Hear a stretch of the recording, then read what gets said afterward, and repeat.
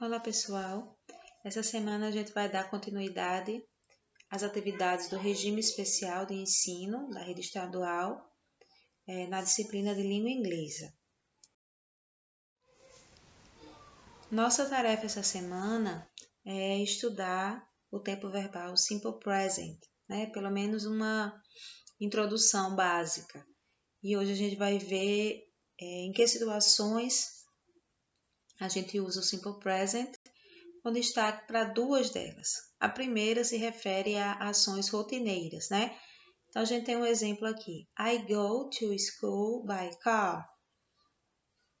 Eu vou para a escola de carro. Então, quando eu falo uma frase desse tipo, é algo que faz parte da minha rotina, é algo que eu faço com frequência, E eu posso falar I go to school by car, Como está na frase. Ou I go to school by bus, Eu vou para a escola de ônibus. Então, eu posso usar o simple present para falar sobre ações rotineiras, coisas que eu faço com frequência.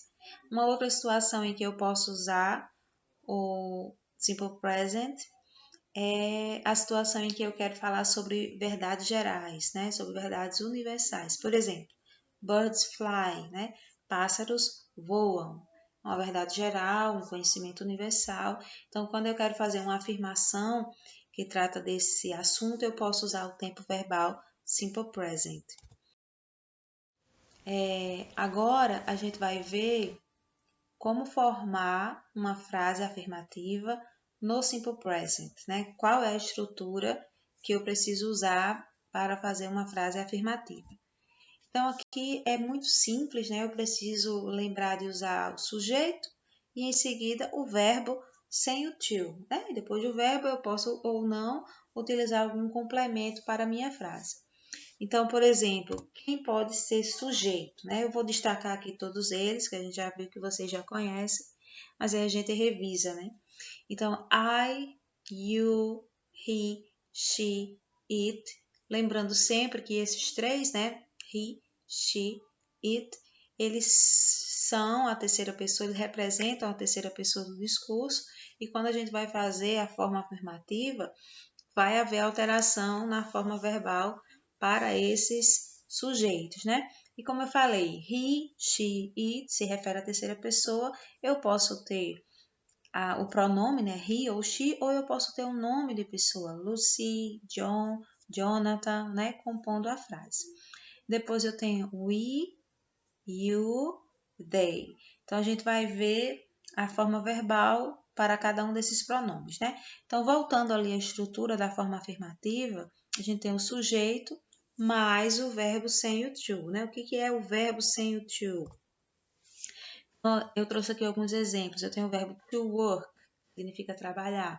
Então, se eu quero fazer uma frase na forma afirmativa, eu vou usar somente a palavra work. Eu tenho o verbo to play. E se eu quero usar a frase na forma afirmativa, eu vou usar só a palavra play. E eu tenho o verbo to study.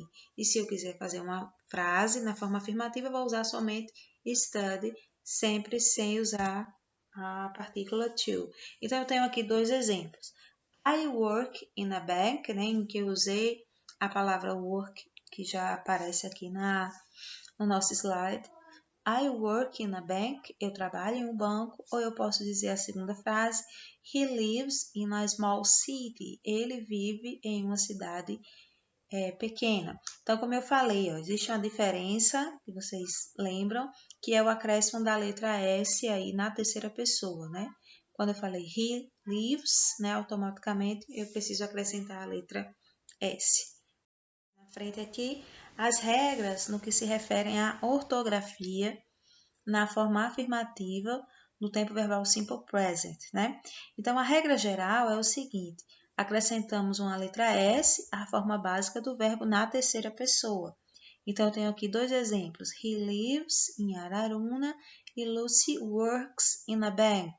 Então, sempre na terceira pessoa, a gente vai precisar acrescentar uma letra S. Obviamente, a gente tem algumas exceções a essa regra geral e a gente vai tratar de algumas delas agora, Então, algumas observações com relação à ortografia. Os verbos terminados em CH, SH, SS, X, Z e O, a gente precisa acrescentar ES, né, a forma básica. A gente segue para todos os demais pronomes a forma básica normal, mas na terceira pessoa a gente precisa acrescentar ES. Então, eu tenho aqui dois exemplos. Ó. She watches TV at night, né? Ela assiste TV à noite. E a segunda frase, Carlos teaches history, né? Carlos ensina história.